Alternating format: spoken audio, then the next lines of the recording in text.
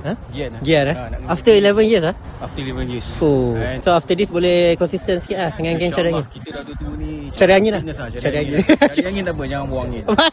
Good evening everyone. Pukul 4.30. When we talk about discipline, I want to show these two players daripada All Star FC. Game, abang! Apa bikin tu baru 4.30 dah turun training lah. Kau sebab pagi? Sebab pagi. Sebab petang.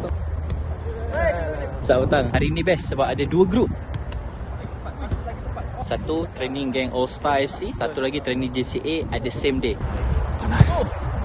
Itulah ramai, ada dua side guys. Jacket win breaker.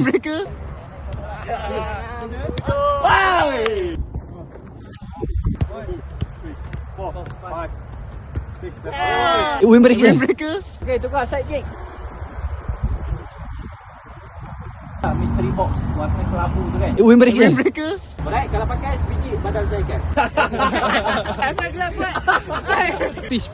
Ini dia. Bayar. Zizat, sampai sini. You kena tanduk, bagi kena tiang. Member semua. Oh, tak kena. okay. Aduh. Oh. Okay, lari wall pass. Masih. Balik tepi. Okay. Abang sini bang, baling baru you tanduk. Oh, Man City. Okay, go.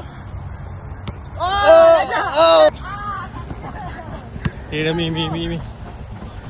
Come on, me. Yeah. Go. Okay. Wall pass, man. Oh, yes. Body fin.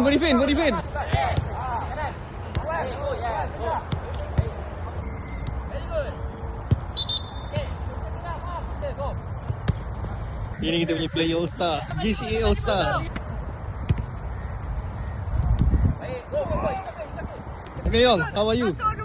Saya baru makan. Okay, Yong. Ya, man. Ya. Yes, nampak.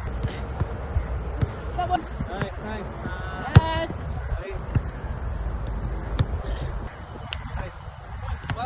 Merah masuk station biru, siapa biru masuk merah. Alright, go.